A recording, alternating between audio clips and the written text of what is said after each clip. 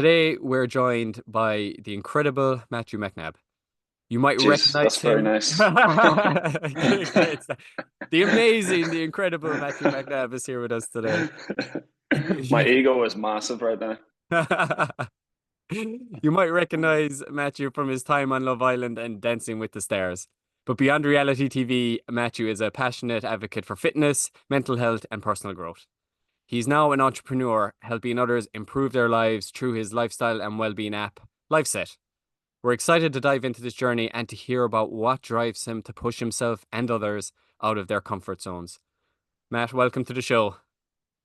Thanks for having me. I am very confident. My head is blown up after that nice introduction, like so. Thanks very much for that, Podge. And I tried to narrow it down as much as possible. I had like a huge paragraph of stuff, but no, it's No, keep it exciting. coming. Keep it coming. You'll see throughout the podcast the head will be expanding for those who are watching this on YouTube. Oh, jeez, don't want to look at me. Flip sick right now. It's 8 o'clock in the morning here. So I'm half asleep, like. But thanks for having me on. Yeah, no, it's great to have you, and I think there's a lot of obviously unbelievable experiences that you've gone through. You know, we have Love Island, Dancing with the Stars, and now your new venture of LifeSet, and I think that's where I want to start. You know, I'd love to know how did that come about? Like, what inspired you to create LifeSet? Well, LifeSet came from probably an accumulation of experiences, but the main premise was probably just my development throughout my teenage years, right up until now, really. So I was ultra skinny when I was younger. I was 6'5", like so. I'm 6'6" now. I grew an extra inch, but I was 6'5" when I was like 17, 18, and I was like a pin, like so. I would get like loads of remarks and all about eating more Weetabix and all that sort of stuff, and like every single day and blah blah blah. So I basically, when I was, I think around 16, 15, 16, I just started lifting weights, and then I got in that self-improvement journey of improving and seeing the difference in my body and getting the feedback from other people eventually, where I was like, "Whoa, you look like you put on muscle, blah blah blah." And then it just kept on going, and then I developed my physique to a level where I was really really happy, and everybody would mention it and stuff. And so that gave me a lot of confidence. But the main thing behind it was I loved that feeling of self improvement, and whenever I got to a point where my body was where I was happy, and I no longer had that kind of dopamine boost stuff like that improvement, I suppose. I kind of wanted to switch to other things and see like where can I make an improvement next in my life. So it was always in the mindset side, and there's travel involved in that, and there was journaling, and there was all that sort of stuff and meditation. So then that's where it kind of, I suppose, accumulated. I always wanted to do like a self improvement app or course or something like that to help people, because I feel like it's one of the best things you can do for your life is focus on self improvement. The Not only do you get like the actual physical reward from it and whatever, if it's your body or if it's your like your outcomes or whatever, it's mostly in your mind and the feeling and the self sense of worth you get from improving your life. And also it's more fun. I feel like life's more fun when you focus on improving something. Like if you're focusing on, say, even just like with journaling or whatever, if you're focusing on creating mental clarity and putting out ideas every day and saying, you eventually come up with ideas and things that help you every day. And I think that's such a rewarding feeling. Like, so for me, that's pretty much the summary of it. I could go into it for days, like going into, I moved away after I got my master's degree, and I moved to San Diego and stuff, and then I faced my fear of heights, and I faced my fear of all these things, and the rewards you get from that was part of that self improvement journey, I suppose. I think that's actually a very common thing you're bringing up. You know, when you originally got into, we'll say, exercise, nutrition, weightlifting in your case at the beginning, I think a lot of people experience when they first start, we'll say, building health habits, which usually is in the form of exercise and nutrition. Like you might initially notice, we'll say, the quote unquote gains, but then there comes a point in time where like you said, it's slower to come by, and that can be a really tough. You spoke about mental clarity. That can be really tough mentally because people might feel like they're not making as much progress that they would like. And I think in your instance, like you can switch it up to providing other challenges and other goals for yourself that kind of keep that appetite in terms of building healthy habits.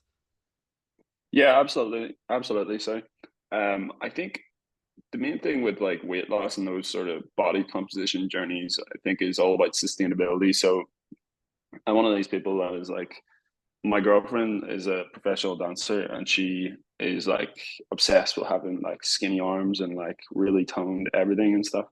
And she would naturally, from previous years of being a professional dancer, pretty much her entire life, she would resort to like not eating whatsoever.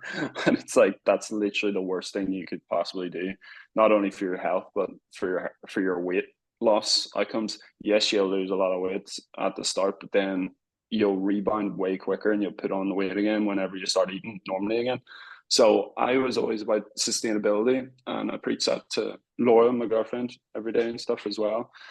But I think there comes a point where you're happy with your physique and you want to just maintain, and then it's more about seeing where you could go next and how you can improve your life next. Maybe it's your career, maybe it's your mindset, maybe it's like how you feel about yourself in general. And there's just infinite ways to go. And I love creating, I love building. And that's kind of like the ethos of that. So although I feel like most of the time with the self-improvement stuff, I feel like I'm terrible at everything because I start off as like a novice and all this stuff, and I just go and I make mistakes and I fail, and then I'll do it again, and then Laura has to listen to me saying I'm terrible at this here or whatever, and then she's like, just do it again, and then I eventually succeeded it. So it I don't think I one thing came naturally to me as a person. I'm one of those people, so I always had to work at it, and but I enjoyed that journey. And I suppose the ethos behind LifeSet as well is habits is like the formation of everything. It's like the center point of LifeSet. So reading, I don't know if you've read Atomic Habits, probably you have, like most people have and stuff, but the ethos behind that is little small changes, little small habits every day accumulates to a big reward, to a big outcome eventually. And so I think that's the best method for me. And I think it's the best method for the general population because it makes it so much easier to make change. And it's not like this overwhelming thing. So all I do is focus on my habits every day, my daily inputs, which are like whatever it is, depending on the goal. And then eventually I'll get that outcome and that reward. Yeah, for Noom coaches, like I would say Atomic Habits is almost like the Bible. Like it's definitely if you ask, I'd say if you asked every Noom coach what is one book to read, like I'd say 95% would give you Atomic Habits as the first one. So yeah, James Clear does a really, really good job of it's about the small things, right? And it's about building a sense of momentum that's incredibly important because you can have like big goals, definitely, but if you don't have a strategy like smaller steps to get towards that big goal, it can be very overwhelming. Yeah, absolutely, absolutely, and I just think it just makes more sense. Honestly, it just makes the most sense. It's like the book isn't about like achieving the goals; it's about behavioral change. Behavioral change is the ethos behind any of this stuff. What's the difference between somebody who wants to lose weight and succeeds, and what's the difference between somebody who wants to lose weight but doesn't succeed? It's typically action, and that's behavioral change. It's like, can I do this? What's my self worth? That sort of vibe. It's like literally everybody can achieve something, whatever the goal is, to a certain extent. But the difference is somebody takes action consistently and somebody doesn't. So literally that's what Atomic Habits is about. And that's what LifeSet's about. Like we put habits as the center point of the app. So it's like ticking off the habits every day, building your streak, and that's the core of it. Yeah, can you walk us through some of the app's key features like habit tracking? Is there like personalized workouts? Like how do they make self-improvement more accessible? Yeah. So literally the ethos behind us is the habits are the center point. So that's your behavioral change. That's the things where you take off those things every day. You can completely customize them or you can join habit challenges with other people. We have personalized workouts, so it's all there. with the video instructions and the workout diary and stuff. Then we got the journaling for the mind, which is really important. We got the my reflections section in the journal, which basically asks you a question or a prompt. So if you don't know what to write about, a lot of people have that complaints about journaling, is like they don't know what to write about. I don't have that complaint. I could write all day, flip sake. My head's like just all over the place. But if you kind of don't know what to write about, it's got the journaling features or the prompt features. And so we got that there. And then there's a meditation timer, which we're going to develop into a fully fledged meditation feature with the guided meditation and stuff. But it's just essentially getting those little habits started and doing it consistently. And it makes such a massive difference. Even meditation, I started that like properly probably 2 years ago, and the difference it made. See, when I was working every day behind a laptop and I was like getting frustrated as hell, doing that even for 5 minutes made such a difference to my stress levels and my mental clarity. Massive. What would be the biggest benefit of meditation for you? Is it just a break? Like if you said you're at the computer every day, I do think people, myself included, struggle to feel bored. Like I actually think boredom is almost a positive thing at this point. Like I was coming back from a football match a few days ago, came into the kitchen and Ashley, my fiance, was just sitting down and like just sitting down and there was just silence. And I struggled with the silence. You know, I was like, I feel like I should be productive. I should be on my phone. I should be doing something. So I don't know, is that meditation for you a break from kind of the stresses and kind of the busyness of life? Yeah, that's a really good way to put it. Like, I feel like the main benefit I got out of it is mental clarity. So, mental clarity and just like a blank slate, if you know what I mean. So, like, whenever you're doing your work all day, you've got a million ideas, you've got loads of input coming, whether it's your phone, somebody's on WhatsApp, your family group text, there's a football group, whatever, there's like everything, social media, all that stuff. So, you're getting so many inputs all the time. And then your head just becomes like this kind of like, for me anyway, it comes like this, just like there fogginess is the best way I describe my head sometimes. And so meditation for me was just literally a blank slate, clearing that fog, and that's it. And all I do is just I put on the timer and I just think of, or I breathe 3 seconds in, 3 seconds out through my nose and out through my mouth. And that's literally it. And I just focus on that journey. So the whole thing, meditation, is focusing on one thing at a single time. So what I focus on is my breath and that journey of my air going in through my nose, down my lungs, and then out through my mouth. And it makes such a difference, massive. Like if you struggle with like brain fogginess, I suppose is the best way to put it, then it's a game changer. Even 5 minutes is a huge difference. Yeah, I did my yoga teacher training during COVID actually as a little project, but we had a timeline laid out and always the first 2 hours of the day was meditation. And before I went in, I was saying, oh, great, like first 2 hours of the day, I can just relax. This is going to be simple. And it was the hardest part of the whole course because you're trying to remain still, you're trying to focus on your breath. But if you're not used to it, your mind, like my mind was going all over the place. And at the beginning, I was frustrated. I was like, concentrate, Podge, come on, come on. But I think after a while, you kind of have to leave your mind wander and then almost like gently bring it back to your breath or like that one area of focus that you're talking about. So it sounds simple in practice, but sometimes meditation, especially if you're maybe new to it, might seem difficult. But I guess if you are seeing your mind or wandering, it's perfectly normal part of the process. Yeah, exactly. And I'm no way an advanced like monk level meditator, like definitely. So my mind wanders all the time. But good advice I heard from like a meditation coach was literally just let it wander for a second. Once you catch that you've wandered, then just take a second and just go back and reset. And it's not, don't beat yourself up for your mind wandering. Just go back to it, and that's it. Yeah, I think that's really important is kind of you're almost being kind to yourself in during that process too. Yeah, definitely. Um, Matthew, I'm wondering maybe it is meditation is the answer, but we spoke a lot about mental clarity already. What would be one small habit someone can start today to improve their mental fitness? Yeah. There's two habits which I say are the most beneficial for anybody. And I've kind of, maybe my mind changes every day, but to me, right now, I sit in this spot. The two habits which would change your life are one physical, one mental. The physical one is working out and just moving. So lifting weights is my preferred choice there. It's different for everybody. The mental one is journaling. Journaling is a game changer.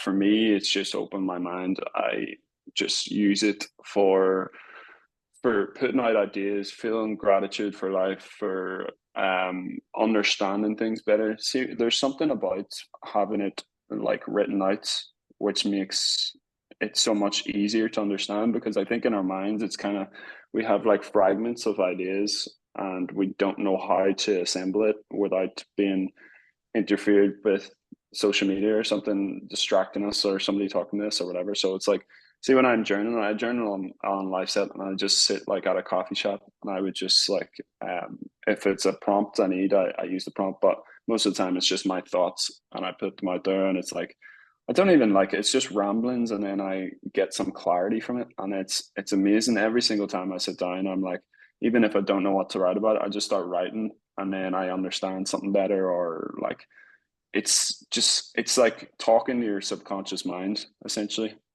And I feel like that's the best way to describe it. So like, we're so distracted by everything, but if I can go, when I journal, I go to my subconscious mind and I get all the thoughts that I actually are valuable, and I understand my mind better through doing it, if that makes sense.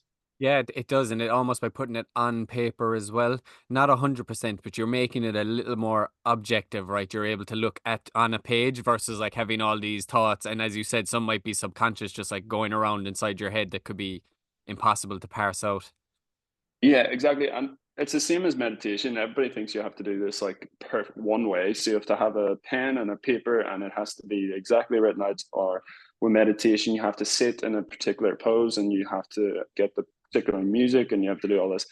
It's not at all. Like, I use my phone, like LifeSet, the journaling feature in my phone, because I can take that anywhere. And if I'm on, like, if I'm at a coffee shop, if I'm at like sitting wherever, I can just whip out and just start journaling. Or if I'm meditating, I can just sit and just, I don't even need to sit sometimes to meditate. It's just like focus on the breath, whatever.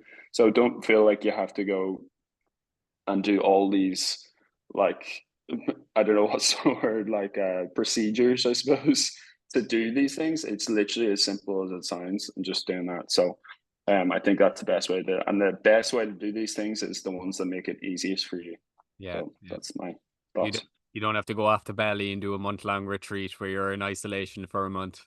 Although that Exactly. would be nice. That would be nice, but I know a lot of people don't have the luxury of doing that, unfortunately. Yeah, not for me. Not for me. And you've mentioned around life set, and it appears, there's a gamification aspect to it as well when it comes to habit building. Like, how important do you think it is to make wellness fun and engaging? Oh, massive, massive. So the best way to do it is like, you want to make your habits easy. You want to make your habits easy in the sense, so like, take a habit like daily movement every day. You want to have that, and you want to make sure like, okay, how can I make this easier? How can I make this more enjoyable? One of the two. And if you can do that, then it just makes consistency so much easier. So like, easier doesn't mean like you make your workouts really easy and stuff. It means that like, maybe your gym is closer to your house, so it's not as much of an effort to go to the gym. Um, Things like that there. Or maybe you really enjoy like CrossFit, or maybe you really enjoy tennis, something like that there. So it's making it enjoyable for yourself. How we do it through the app is basically through gamification of the streaks. So streaks is the most important thing. If you can build your daily streak, and you can get that to a level where it's, you're seeing that progress and progress and progress, that's giving you like a small dopamine release, which means that you're getting that like self-esteem, and you're feeling good about the fact that you've done these habits. And that's kind of the gamification aspect behind LifeSet. We're going to go different levels down the line, but that's the core to anything, is like those habits and that streak. So if you can build that streak, and it's kind of like a game, it's fun because you're like, oh flip, I haven't done my habits yet, I need to get get them done so I can keep my streak if you're on like a 25-day streak or something like that there. And it's like a accountability coach essentially. So like if you imagine you had a person who at the end of every day you had to say, here's what I've done these habits, you would be more you likely do those habits because you'd be like, oh, I don't want to let that person down, or that sort of vibe. And that's essentially what the streak is for, the gamification aspect of it. So it's really important. Like it all goes back to habits because that's the most important thing behind any change. I love that feature actually, and I'm curious to know, have you received, or what feedback have you received from users about the gamification element? Oh yeah, really, really positive. So the streak is massive. Like it's probably our most popular feature and stuff. We actually do habit challenges. So you go into like a streak leaderboard, which is really cool. And we're thinking about pushing that into like different like themes and stuff. Like maybe in the new year, it'd be like a new year, new me type habit challenge or whatever. So it's something like that we're doing, but it's seeing like, so basically the way that works, sorry I didn't even explain that, is that you would have your streak, you'd have a set amount of habits, so everybody would be doing the same habits, like say it's like workout every day, or journal every day, whatever. And so they would opt into that, and then they'll be in the streak leaderboard with other people competing with their streaks. So, but the only premise to winning is completing your streaks every day. So it's really about consistency. It's not about doing the most, or that sort of thing. It's literally about completing those habits every day, because again, the most important thing behind any change is just consistency of those actions. And I think it teaches people that you don't have to do like tons and tons of stuff to work. So typically every year it's like new year, new me. It's like people try to do so much. They try to like push themselves to the absolute limit. I'm going to get up at 6 o'clock in the morning. I'm going to go for a run. I'm going to do, and then it just, within like 2-3 weeks, especially in January, people just like are like, oh God, no, I can't be arsed. And then they feel bad about themselves, and then that's it, done. And then it's just a repeat cycle of doing that every year. Whereas my understanding of things is that you should have these set habits, you should do these set habits, make them easier for you, make them more fun, and just commit to them every day, and just do it every day. And it's like, after like a while, after probably like 10-15 days of consistency of that, it comes kind of natural. Like they say it's 66 days for a habit to become a lifestyle, automatic lifestyle change. I think it varies per person, but I think even after like 15-20 days, you notice that you're like, okay, get up here, I'll go do that, and then that's it. So it's really getting people into the mindset of that, because especially if you do that, then after a while you can move on and you can change the habits or whatever, but it's just getting you used to that. And then that's, you started off in that self-improvement journey of like whatever that thing you wanted to focus on, the goal, and you're just building upon it. Yeah, I love that you brought up January 1st. I mentioned that quite a lot actually on the podcast, that I think it's something we often fall into. And when I try to get people to think about when they're starting to build a habit, to in ways avoid like the January 1st feeling, right, where you want to do all the things all at once and this is going to happen now, this is my year or this is my time. I mean, probably the one percenters can use motivation alone to pull themselves through and be successful. But for the most of us, we'll probably do it for a few days, a week, a month if we're lucky, and then we're just going to fall back into old patterns. And that's where LifeSet can really come in, like with those daily challenges. I actually love the daily tasks, but I also love the challenge aspect, right? I actually personally like the competing. I know competing can get a bad rap, that it's not a competition you're working within yourself. It's all about you, which I agree.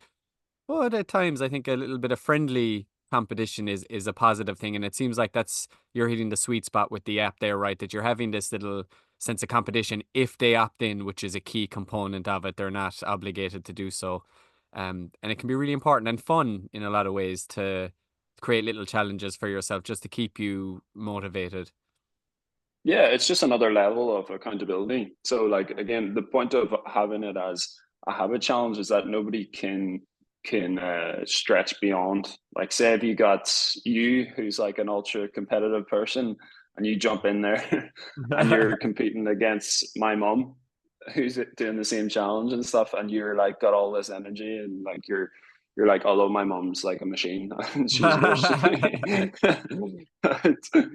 If you go in and it's like you can't expand beyond the boundaries of the challenge. So it's literally what you can do is what the challenge is set for you to do. And so I think that's really important, because it means that, like, I always use this example of I went out cycling with my brother-in-law like 5 years ago. I must have got into it. Just he convinced me to get in the cycling. We got a really nice area in Ireland where we're from, like for cycling, and so he got me into it, and it was really good, really really difficult.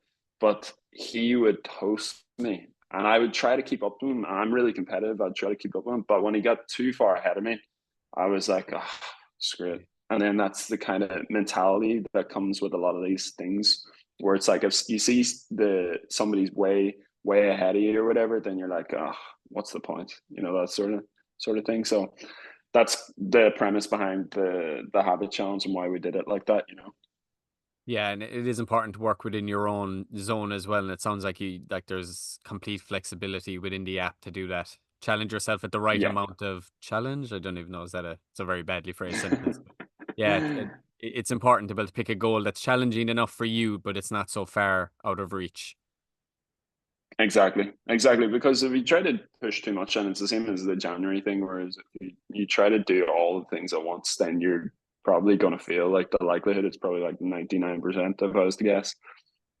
Because it's hard. Like, and that's the thing. It's not easy. So like the whole thing behind LifeSet is just making it easier and making it sustainable for you, because sustainability, consistency, like no matter what, that's what's going to win behind. Like if I go 110%, if I go pure Rocky mode for the next 3 weeks, Montage. uh, yeah, I'm not gonna like make the change I want compared to if I went like 70% for like 6 months or 3 months or whatever. Like it's gonna be no comparison. I'm gonna be way better if I go with that more sustainable pace, like, you Mhm. know. I think it's clever the way there's like a community aspect, it seems like, to LifeSet as well with those challenges. Is there any other app features that promote community in that sense?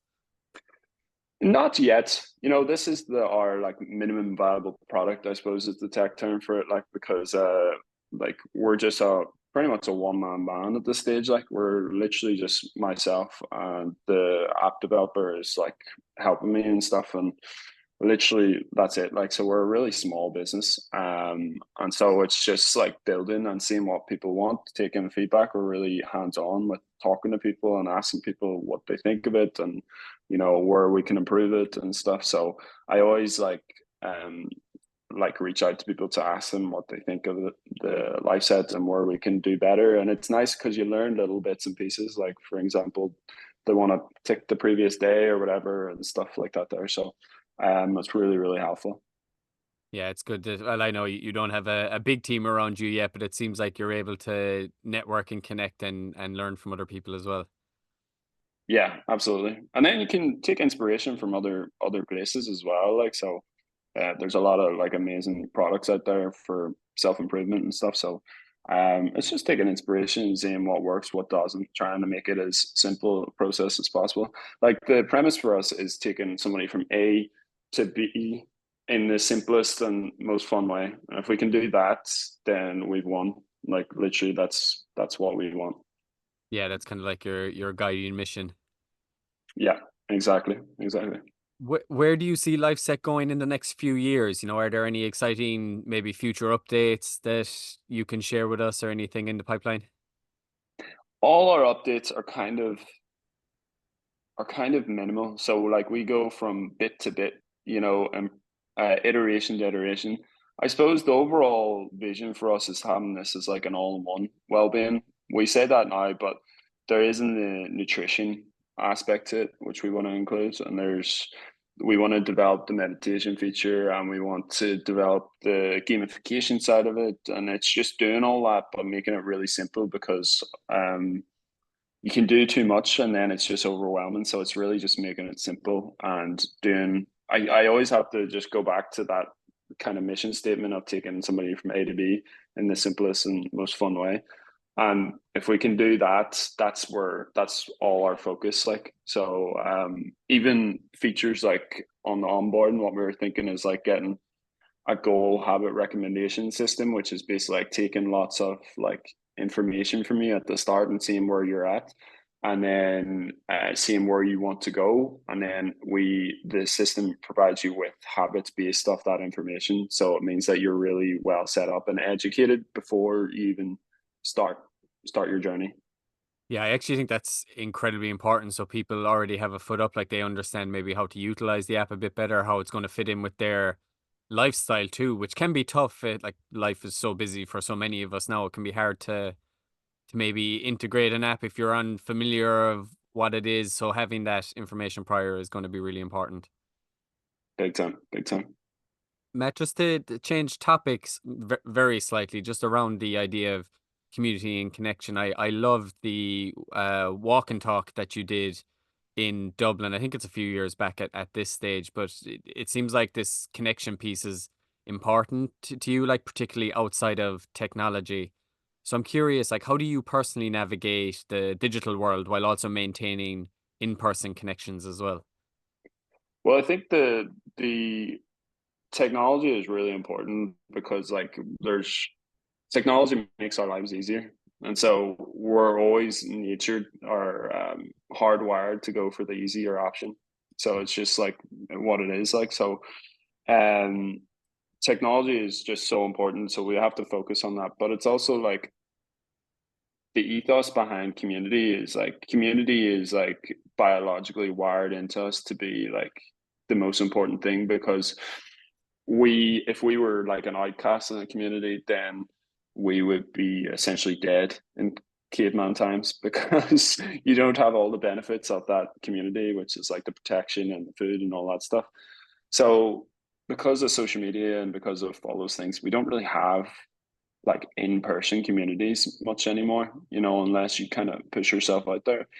And I was in Dublin at the time and it was winter and I just noticed like people just, well, I don't know if it was people, but it was me. I was just sitting inside, like watching football, watching Netflix, like playing or doing my bits with LifeSet, working away, working. And then I would just like sit with Laura or whatever. And it was just kind of like, this seems very, not Like, lonely, but like just, I feel like I could be out meeting people and doing stuff and like having that connection and learning from people and stuff like that there. Because when I was living in San Diego, it was such a social, active, outside sort of society, I suppose. And I love that. I love the fact that you're able to like go down and play volleyball every Saturday or whatever with meet new people, and then you're going off this hike, and then you're doing all this and blah blah blah.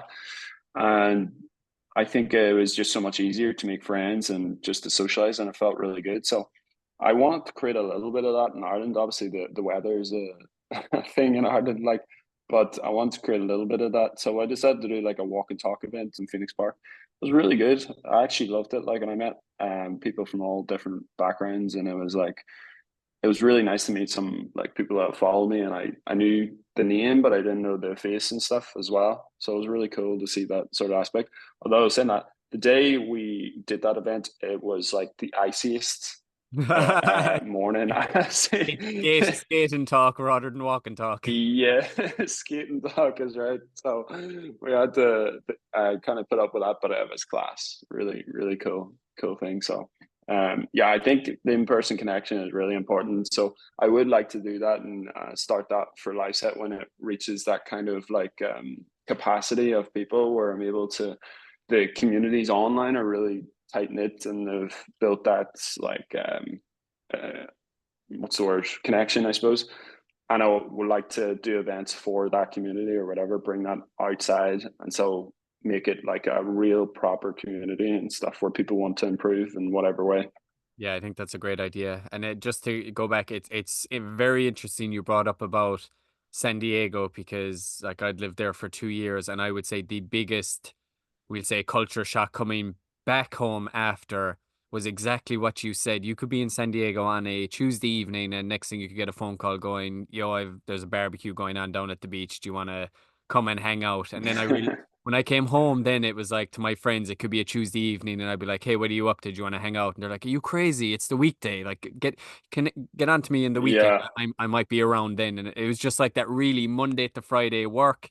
We're not doing anything else. Weekend is like your, I suppose, your time for fun, or like obviously in Ireland it's changing now, but it used to be like going out to a pub as well. And I found that so strange that I didn't notice that before I went to San Diego. And it's probably the thing I loved about it most. Like you said, there was always an opportunity to do something. Now, prefacing, the weather is what, 23 and sunny all year round. So I get it too. Like, that helps. yeah, it That definitely definitely it helps. did stood out to me, and it was probably like the biggest thing I missed when I came back home as well, was just having those random meetups and maybe that extra kind of connection piece as well with friends. Yeah, exactly. I suppose that's exactly what it is. It's like that's the big thing I missed as well because it was just so much fun and it was so easy and you didn't wake up with a hangover or do any of that stuff. It's just literally like you felt good about yourself and you felt like you met new people and you had things to talk about every day. And it was just that sort of thing where I noticed when I was back in Ireland for those 2 years, I was literally just doing the same thing every day. And I was like, I don't know what to talk about today. You know, it's kind of like there's nothing new. The weather is miserable Yeah. again, I see. That's literally it. So, yeah, I think it's if we could do more of those events, obviously, with that walk and talk event, I think any event it takes a while to build it up and to get that community established and stuff. And I'm living in Los Angeles now, so I wasn't able to do it consistently, but I'll be back in Ireland over the winter for the nice weather. So maybe I'll do one or two more of them. That'll be nice. Yeah, and I'm in Dublin now, so I'll definitely be joining you for that walk and talk, skate and talk, get wet and talk, whatever one it ends up being. Yeah, exactly. Matt, I'm curious just for our listeners, like what's one practice you'd recommend to maybe enhance their own social and personal well-being in today, which is considered maybe a digital heavy world? That's a really good question. I would say just go out, like just taking it back to pure basics is like just find something that you're interested in, whether it's something self-improvement, personal development, like say that's weights or that's a run club or any of those things, or football if you're into football. Find those events. Like I think I'm not sure the one in Ireland, but the one over here is like Eventbrite or something like that. And you get loads of those, and they're not like friend groups of like invite only type vibe. They're like open invitation to here's a club on this here or here's a club on that there. And you can join one of those and like you can find exactly what you're interested in. Like there's some random stuff like I've seen in those websites. Like so even the most niche like interests are on there and stuff as well. So you can do those. But I suppose that's the ethos of like GA and like rugby clubs and soccer clubs and all. So you can go have a connection with uh, locals in the community and kind of build that as well. So even that's brilliant. Yeah, I think definitely like football or hurling or a sports club is a good thing to get involved in when you're in Ireland. I think the app I used was Meet Up, I believe when I was in the States. And like I used to, myself and my cousin, when I was in Chicago, he'd go on to that, and it was like a seven-a-side soccer going on down by the lake, like need X amount of players, and like we just rocked up, and it was great. I think those apps are pretty cool. But I'm curious, I'm sure they exist in Ireland. I haven't check them out myself, but I do know it can be difficult sometimes, if you're kind of, especially a lot of people move to, we'll say, Dublin for work, and it can be tough if you're, say, not too interested in the pub scene specifically to actually meet new groups and new people as well. So that's probably a good bit of advice, right? Is to find a club, whether it's a football, soccer, rugby, like find something that you are interested in and try and meet people through that mode.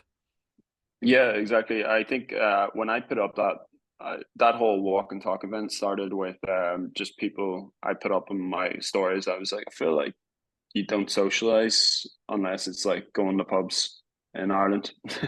And I just put that up, and geez, I didn't expect like so much engagement from it. I didn't expect so many people to agree, saying exactly, I feel the exact same way. I don't know what, like I would just sit in my house every day, and I was like, geez, so everybody's kind of feeling the same sort of thing. So it's obviously an issue, and I think those sort of things like those clubs are those. I think it's Eventbrite. I'm pretty certain it's Eventbrite. So going on those and doing niche activities, even like I went to one which was like a food, like a fine dining tasting menu type meetup, which is pretty cool That is in cool. Dublin as well. So it's like literally trying different types of foods and just meeting people as well. Like even stuff like that there, because everybody's got different interests. We're talking like rugby and Gaelic and hurling and all that stuff and soccer, and like people are like, don't really Right. care about any of those. Like, whereas like there's ones on like archery and all those sort of things, or fine dining, whatever, you know. So I think it's just getting out and meeting people and just putting yourself out there, because like it's very it's very lonely otherwise. I suppose it's like just very, you know, you kind of want to get out there and start living a little bit as well. Yeah, I saw people actually playing ultimate frisbee in the park last weekend as well, which I did not know was in Ireland. And then everyone is playing paddle now is like the new big thing. Oh really? Yeah, I love that one. yeah. I I haven't remember I playing that. haven't played it, but it's good. Yeah, it's so much fun. I played it like must be 10 years ago in Spain, and I was like went with my ex's like uncle who lived in Spain, and he was just like a man in his like mid 50s, and he was just like this here, just like I don't, if you can't see me, he's basically standing in the spot and he's just like hitting the ball back, and I'm like sprinting from side to side because he knew how to understand like with the angles of the glass box or whatever as well. It's pretty cool. That is cool. I would think someone of maybe like your height and range too, once you get better at it, like you could just stand in one spot too, right? You'd be able to reach nearly every aspect Yeah, of the court. yeah, we bought tennis rackets out here and joined like there's a tennis club right beside us. That sounds really posh, but it's actually like a fiver to play on the court every Nice. every night. Like, but it's class. Like, it's good crack. Laura's getting better at it as well. I love tennis as well. Yeah, Ashley just picked it up as well. I haven't gone out yet, but she's like the same as well. It sounds fancier than what it is, but a great sport to be involved in. Yeah, definitely, definitely. Matt, I saw recently on a post that you put up on Instagram about getting out of your comfort zone, and you mentioned that you like to do this regularly, right? You regularly like to step out of your comfort zone. Like, what's the hardest thing you've done, and how did it change you? Oh, I would say definitely my fear of heights is the biggest thing. Like that thing was, and probably like a lot of people can like feel the same about this here, because heights is really common fear. But I was terrified of heights, and I don't know where it was or what the reason for this theory came along, but like probably around when I was 21, 22, uh, you know what it was? It was from Stoic. I kind of was like bored in a job, and I was like just doing Excel sheets all day long. So I would like Fun. be on YouTube, or I'd be reading stuff, and then I read about Stoicism, and I think it was like the other side of fear is freedom or something like that there, or like face your fears. And I was like, I wonder how real this actually is. So then I started to like think about it, and I went into and I started to do mini fears. And then I suppose like even just talking to girls or whatever and that sort of thing, where it's like you feel like a bit of pressure, like, you know. And I started, once I did it, then I was like, I feel kind of good, you know, in doing that. I feel good about that. And then I kept on doing it. And I suppose that's when I kind of committed to it with heights. It was probably by accident, the heights one, because we were out at like this, you know, when we were in San Diego, you're doing like lovely like hikes out in nature and stuff, and there's like water pools at the end of them and stuff. So we would go out, and there was like a cliff jump. And I say a cliff jump, it was 10 feet in the air. But to me, that was like massive. It was like jumping off the Empire State Building at that point. Like, so I was like standing on top of there, and everybody else was jumping off. So I was like, I can't, like, I can't Don't let do it. myself down here. Don't do it. Yeah. So I was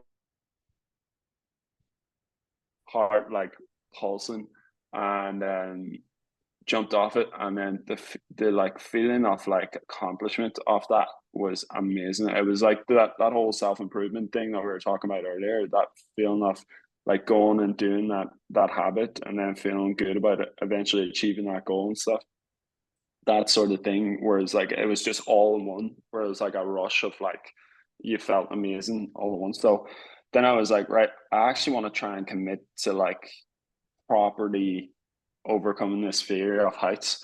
So then we went away to Sedona, which is like in Arizona. Oh, It's a love massive it. nature park. Love it. Beautiful. Yeah. So there was this cliff that was like 40-foot cliff, and 40 foot is big when like that's a scary jump. So again, I went with lads who like they're just Americans who are used to doing this their whole life, like they're just like jumping off cliffs since they're five, flip sake. And went up with them, and the height up there was scary, scary. So, and I just went for it, a 3, 2, 1, go, and that was it. I was like the accomplishment I did, the feeling of like, geez, I'm capable of doing those things. It feels amazing. So then 2 weeks after that cliff jump, which was really, really scary, I was like, right, we're doing a skydive. And so I committed to doing a skydive and did it. And you know what? The skydive wasn't as scary as the cliff jumping. The skydive was like, all No right, way. I'm just doing it. It's fine. Yeah. And I just like, it's kind of like numbing out to, because at a point you feel more confident in the fact that like, I'm capable of doing these things. So I just committed to it. 8 o'clock in the morning, and actually it was so early. Didn't give yourself time to wake up and realize what you were doing. Maybe that was maybe that was it. I was just so numb from being half asleep, like, because we were out the night before as well. But the yeah, jumping out of the plane, and it was unbelievable, that feeling of like I went from being absolutely terrified of like a 10 foot jump into water to being like jumping off a plane at 15,000 feet or whatever, and just being like, oh, this is cool. All right, let's go for it. And then that was that. And so I think that was amazing for like so many different things, even public speaking. Like I was used to be afraid of public speaking and stuff, and then I would talk, and like when I was doing my masters, I would do presentations in front of different people, and then I did a speech. I did a best man speech for my brother in front of like 300 people there. So I nailed that. I felt really good about it, prepared really well. And see, when you just do those things, you just build self-esteem. You're like, you realize that these are just imaginary things you put in your head that's not actually real. And you just grow so much from it. So then I obviously did live TV, or like TV in Love Island in front of like millions of people. And because I had those skills where I knew that I was capable of doing these things. And it's just that confidence that you're able to do those things that you previously thought you weren't able to do. And so that's where I did live TV and Dancing with the Stars, where I was dancing in front of people as well. And it's just like, it's amazing how like the same thing that made you terrified, like on a small scale, you can just go way, way beyond your limits if you kind of face it a little bit. And so that's really where it's cemented in my head, where it's like, uh, uh, beyond fear is freedom, I suppose, is the way I kind of word it. Like, it's a bit cringe, like, but that's the way I word it. Beyond fear is freedom, because I really feel like if you face that fear, you go beyond it.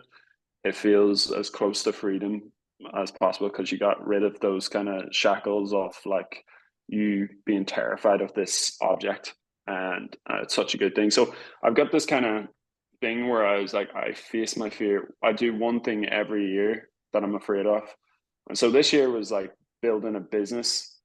So building a startup and kind of facing that stress and that fear of it failing, and that's where LifeSet is as well. So I think it's really important. If you can do one thing every year, it doesn't have to be massive. It doesn't have to be skydive or whatever. But if you can do, like, if you're afraid of one thing and you're like, right, I want to try and overcome that this year, just just go for it. Take it small and build up. And yeah, I think it's really rewarding.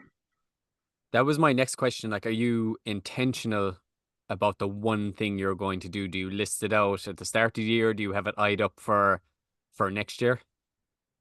But for next year, no. I'm still trying to overcome this fear. It might, yeah, it might bleed over to next year as well. Yeah, I feel like I'll bleed over for 5 years or something. But no, I probably I haven't thought about next year's, but I don't actually know because the main few things that I was afraid of were public speaking and heights, and now I'm like uh, obviously with LifeSet, it's that fear of failure as well. So I have to think about it. I'll do a little journaling session towards the end of the year to think about what I want to do next year because really the kind of when you think about it, facing your fears is just going for things that you thought were kind of impossible to you, and it's kind of like living life to the edge, not to the edge, but like you're going beyond your what you thought was you were capable of, and so that's like properly like pushing yourself to live, and properly pushing yourself towards more exciting things. You know, skydiving is one of the most amazing things, most exciting things, like jumping out of a plane. All those things were because of that fear. They weren't because of like something that was terrible. Like I'm absolutely terrified of small spaces. I'm not going to do that fear because there's literally there's no point to that fear. There's literally like I'm not going to suffocate myself for this fear.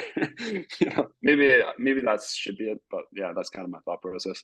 Is like these fears, like public speaking, like fear of heights and all, are things which are actually really exciting things to do. They're actually really fun things to do.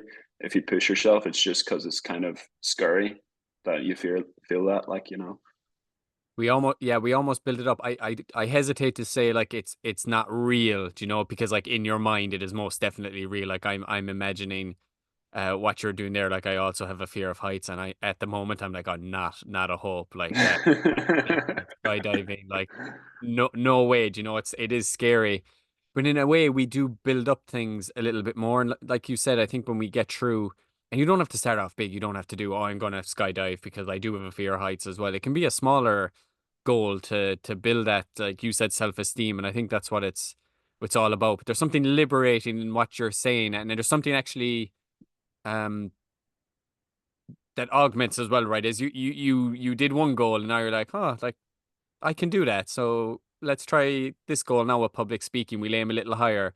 And then I'm like definitely curious about, oh, let's try, like, I don't mind being in the public eye on TV as well. They're all things you're putting money in the bank as you're going, and you're kind of challenging yourself more and more as well. So yeah, there's definitely something liberating with that.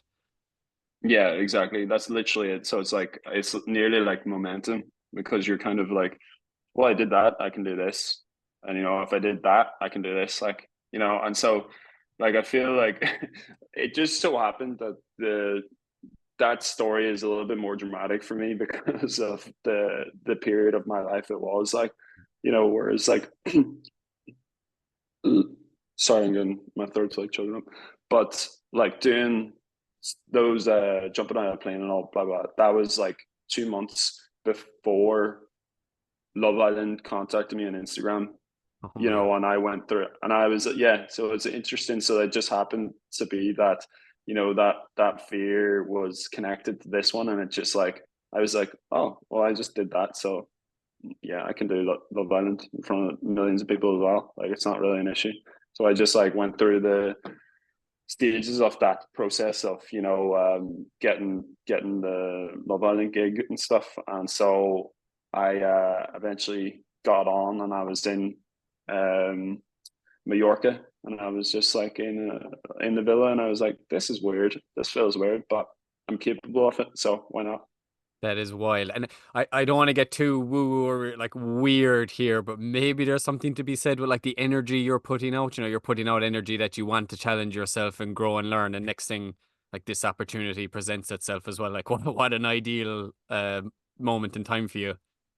Yeah, exactly. And it's just pushing yourself as much as possible. Like, you see all these people, like I've met a lot of like amazing people now, like your top level celebrities and stuff, like just at random like charity stuff and stuff.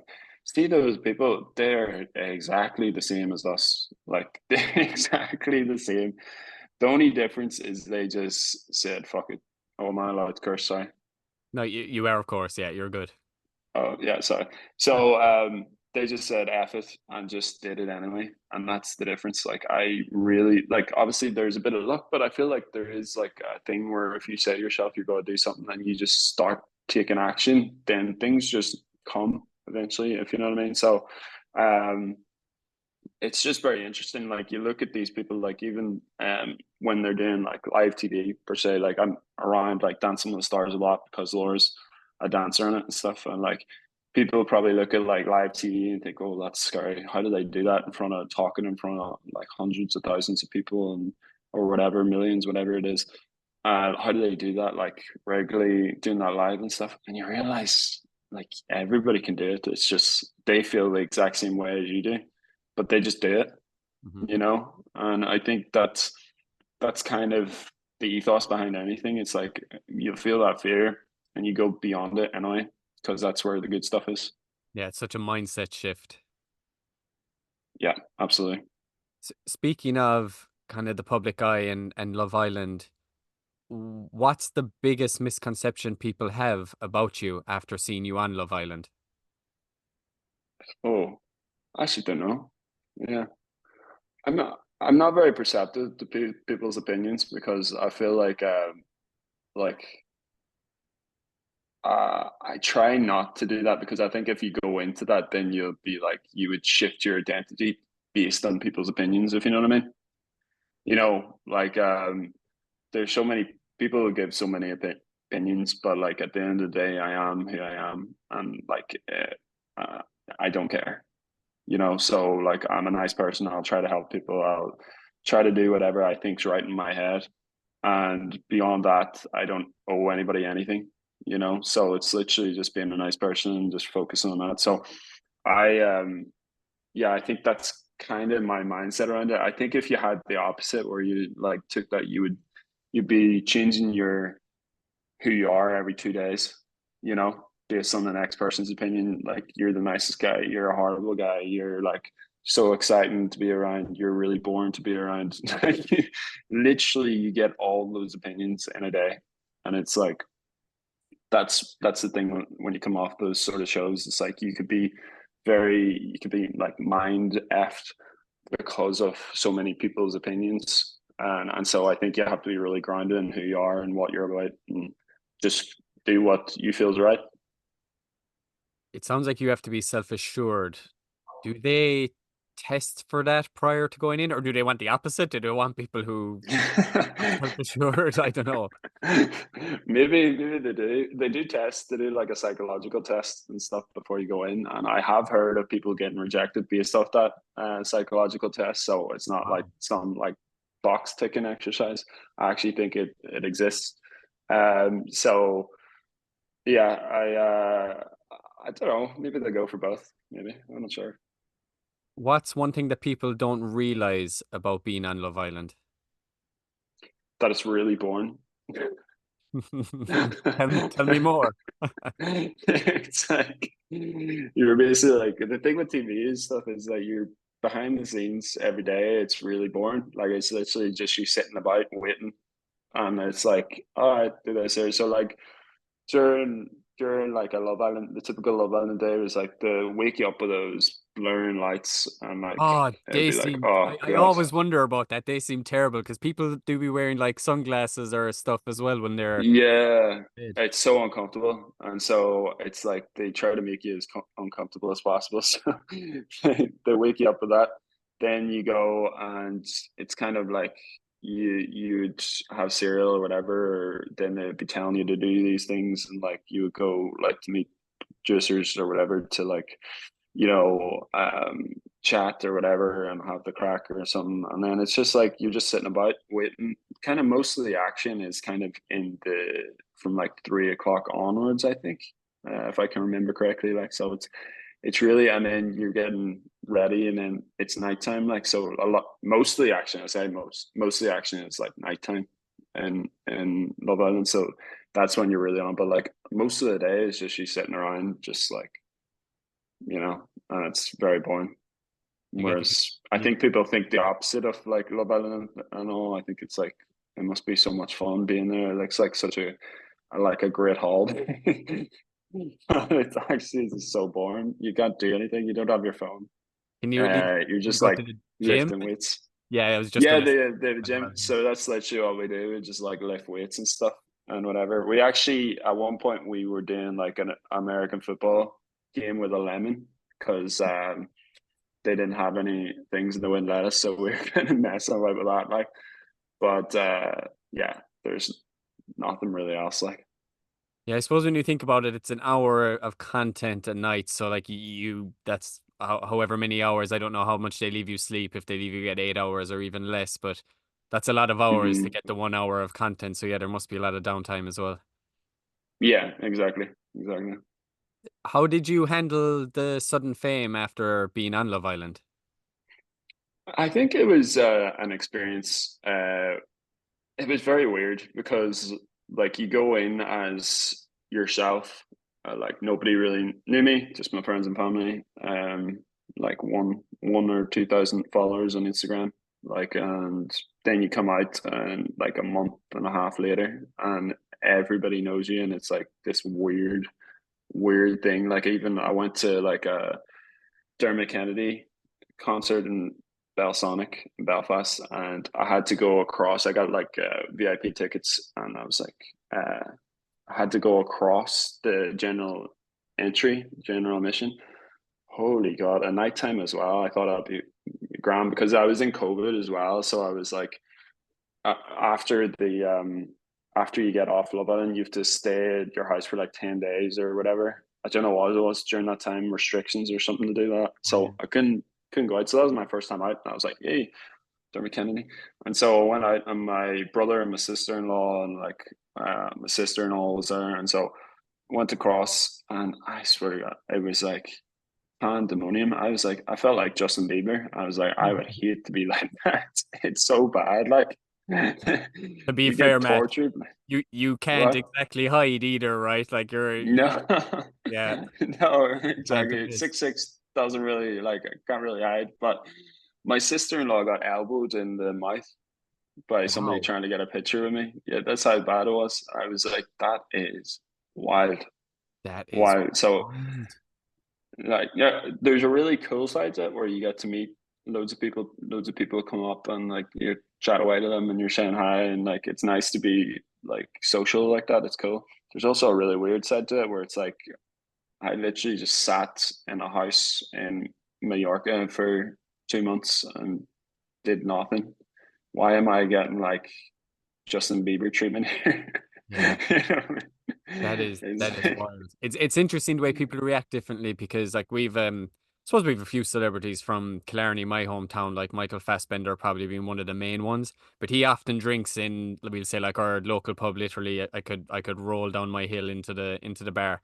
But I've never no way. felt the need to bug him when I like he'd come home for Yeah, Christmas and he's just with his family. He just wants to relax. He doesn't want to be mobbed by. I know you're in a different setting there. You're at a concert where there's like loads of people.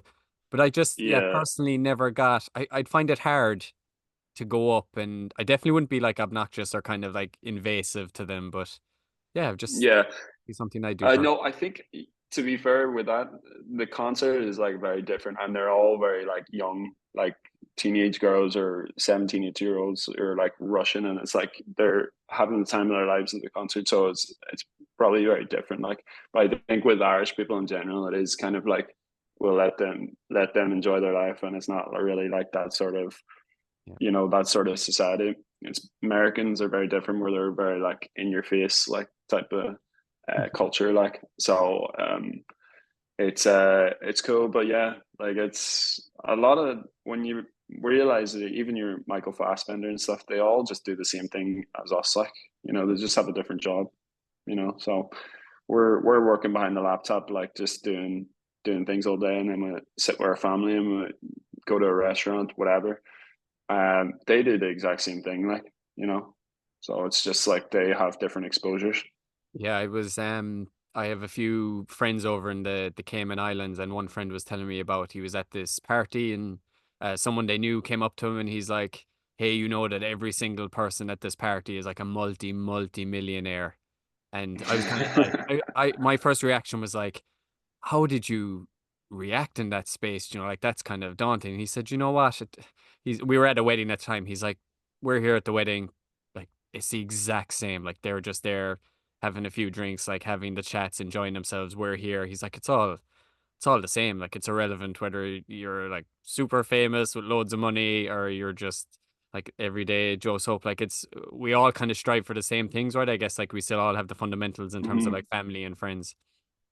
Yeah, it's actually really interesting. I saw a post from a guy, a really famous startup, what's the word, entrepreneur or whatever. He's like he helps like a lot of startups, and he's like the most famous guy. He's like helped like Uber and Airbnb and all those ones, like all the ones we use every day. He's basically invested as like their first investor.